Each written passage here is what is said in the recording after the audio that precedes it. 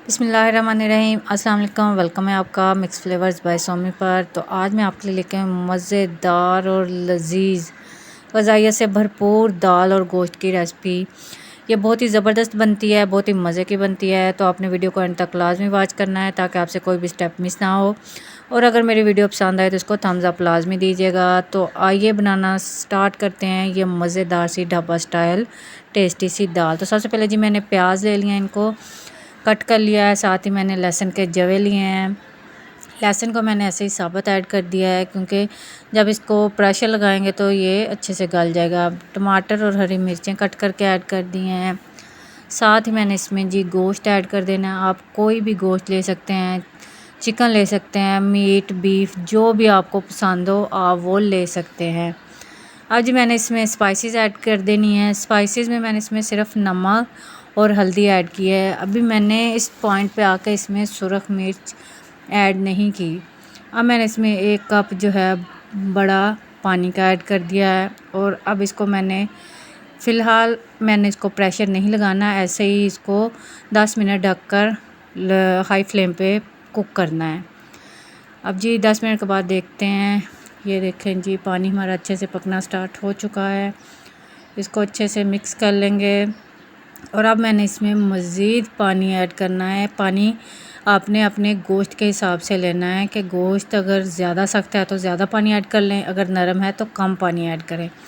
आज मैंने इसमें थोड़ा सा पानी और ऐड किया है और उसको 5 से 6 मिनट के लिए प्रेशर लगा देना है। जी 5 से 6 मिनट के बाद देखते हैं हमारा गोश्त गल चुका है कि नहीं। ये देखें जी हमारा गोश्त अच्छे से गल चुका है। और ये जो अब पानी इसमें बचा है ये अच्छे से हम लोग खुश्क कर लेंगे।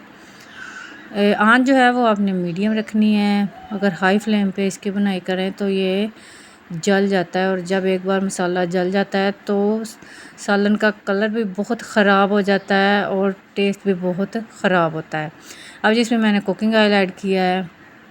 अब इसकी अच्छे से भुनाई कर लेनी है। इसमें चमचा हिलाते जाना है, भूनते जाना है, भूनते जाना है, इसको घुमाते जाना है, गोल गोल चक्कर देने हैं ताकि इसके चक्कर ख़त्म हो जाएं। अब जी इसमें मैंने सुरख मिर्च ऐड की है। इस पॉइंट पे आकर मैंने इसमें कश्मीरी मिर्च ऐड कर दी है। इसका कलर बहुत ही ज़बरदस्त आता है। अब मज़ीद इसकी भुनाई कर लेनी है अच्छे से ताकि मिर्च का कच्चापन जो है वो ख़त्म हो जाए और हमारा गोश्त भी अच्छे से भून जाए। अब जो मैंने इसमें दाल ऐड कर दिया, अच्छे से वॉश करके इसको भिगो दिया था। अब दाल की भुनाई करनी है।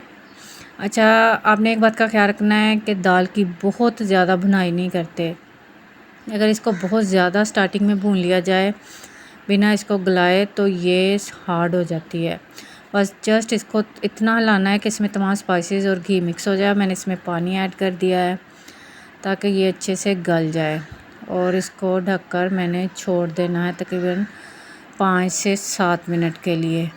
और ये देखें जी साइडों से आप लाजमी इस तरह साफ़ किया करें जिस भी बर्तन में आप बनाएं, ताकि जो भी स्पाइसेस वगैरह हैं वो ज़ाया ना हो और अच्छे से हमारे सालन में मिक्स हों। अब जी मैंने मज़ीद इसको थोड़ी देर के लिए प्रेशर लगा दिया था ताकि दाल हमारी अच्छे से गल जाए और कुक हो जाए। ये देखें जी दाल हमारी बहुत अच्छे से गल चुकी है। अब इसकी भुनाई कर लेंगे। ऑयल भी इसका सेपरेट हो चुका है, तो इसका मतलब है कि दाल हमारी बिल्कुल तैयार है। इसकी भुनाई करेंगे। ये देखें जी ये अच्छे से गल चुकी है और अच्छे से कुक हो चुकी है। इसकी भुनाई करते जाएंगे और थोड़ी देर के लिए इसको ढककर छोड़ देंगे।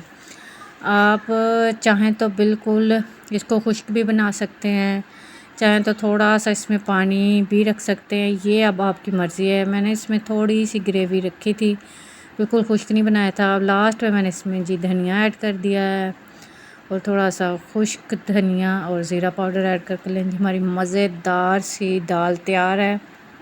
अब इसको डिश आउट कर लेते हैं। अगर आपको मेरी वीडियोस पसंद आते हैं तो प्लीज़ इनको लाइक और शेयर लाजमी किया करें, और जो लोग मेरे चैनल पर नए हैं उनसे गुजारिश है कि चैनल को सब्सक्राइब कर लें। इसी तरह हमें सपोर्ट करते रहिए, अपना प्यार निछावर करते रहिए ताकि हमें मज़ीद अच्छा काम करने की हिम्मत मिले।